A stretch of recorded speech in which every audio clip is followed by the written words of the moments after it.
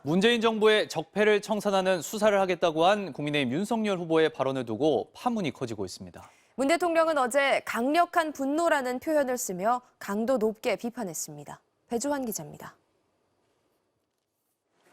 집권하면 전 정권의 적폐를 수사하겠다고 인터뷰한 국민의힘 윤석열 후보를 향해 문재인 대통령은 강력한 분노를 표한다며 강도 높게 비판하고 사과도 요구했습니다.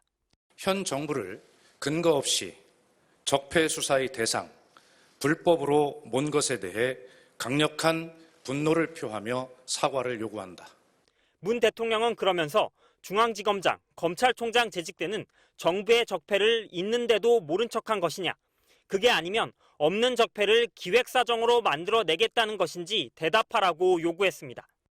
문 대통령은 그동안 선거 개입 논란을 우려해 대선 후보들에 대한 언급을 극도로 자제해왔으나 이번엔 아침 회의 때 발언을 직접 메모지에 준비해 참모들에게 말한 것으로 알려졌습니다. 정치 보복으로 해석될 수 있는 이번 인터뷰는 선을 넘었다고 판단해 하루 만에 직접 입장을 밝힌 것으로 보입니다. 청와대 고위 관계자 역시 만약 선거 전략으로 발언한 것이면 저열한 전략이고 소신이라고 한다면 굉장히 위험한 것이라고 평가했습니다. 그러면서도 실언으로 믿고 싶다며 윤 후보가 사과하면 깨끗하게 끝날 일이라고도 말했습니다. 청와대는 또 문 대통령의 발언이 선거 개입이라는 야당의 반발에 대해서도 선거에 대통령을 끌어들이지 않을 노력은 야당도 해야 한다며 선거판에 대통령을 불러내서 소재로 삼는 것이야말로 정치 적폐이자 구태라고 비판했습니다. MBC 뉴스 배주환입니다. 윤석열 후보는 문 대통령과 생각이 같다, 정치 보복은 없다며 사실상 답변을 피했습니다.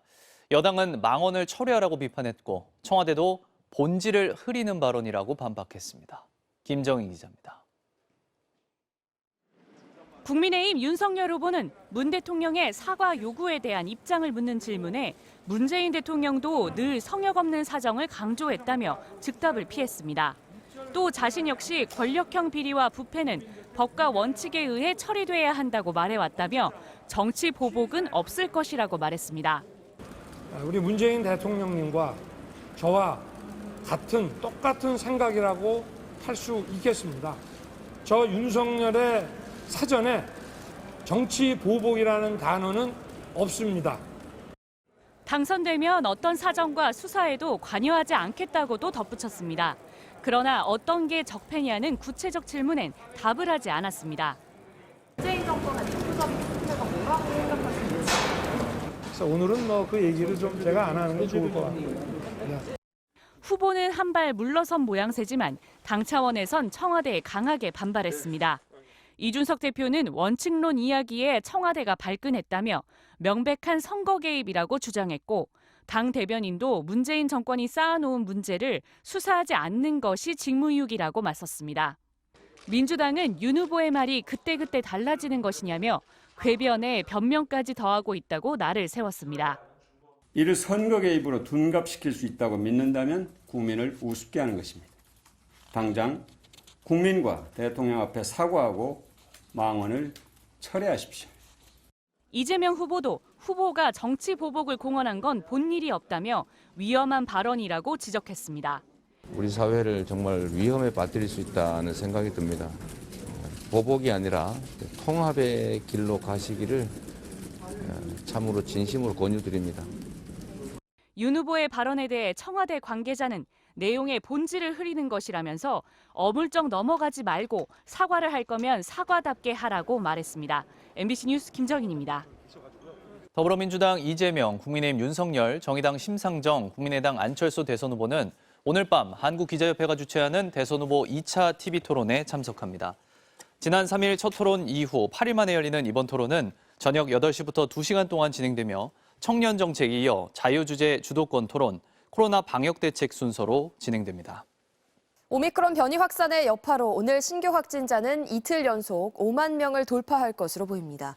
방역당국에 따르면 어젯밤 9시까지 전국에서 코로나19 양성 판정을 받은 사람은 49,721명으로 자정까지 발생한 환자를 포함하면 오늘 발표될 확진자 수는 또다시 5만 명을 넘을 것으로 예상됩니다. 전체 확진자 중 수도권 발생 비율은 62.8%이며 시도별로는 경기도에서 16,000여 명으로 가장 많은 확진자가 나왔습니다.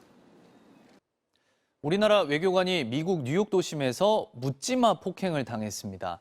아시아인을 겨냥한 증오범죄로 추정되는데 현지 경찰은 용의자의 구체적인 신원을 아직 파악하지 못한 것으로 전해졌습니다. 뉴욕에서 이용주 기자입니다. 미국 동부 현지 시간 9일 오후 8시쯤 뉴욕 맨해튼 중심가에서 우리나라 외교관이 괴한의 습격을 받았습니다. 50대로 알려진 UN 대표부 소속의 이 외교관은 일행 한 명과 걷고 있었는데 얼굴을 주먹으로 맞아 코뼈가 부러질 정도로 크게 다쳤습니다. No, I just saw the lights and I was like, I wonder what happened over there. That's really sad. No, that's not good. This world's coming. This world is just horrible, man. 이곳은 엠파이어 스테이트 빌딩 근처의 맨하탄 중심가입니다. 괴한은 이곳 인도에서 외교관을 폭행한 뒤 곧장 달아났습니다.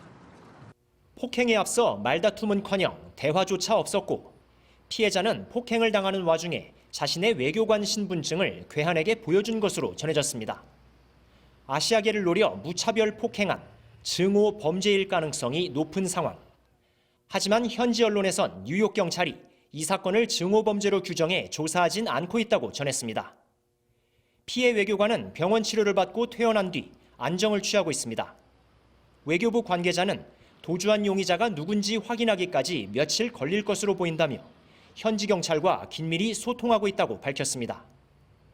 지난달 15일 뉴욕 타임스퀘어 지하철역 승강장에서 흑인 남성에게 떠밀려 선로에 떨어진 중국계 여성이 전차에 치여 숨졌고 29일엔 브루클린에서 식료품점을 운영하는 60대 한인이 공짜로 물건을 달라고 한 남성에게 무차별 폭행을 당하는 등 증오범죄 피해가 끊이지 않고 있습니다. 뉴욕에서 MBC 뉴스 이용주입니다.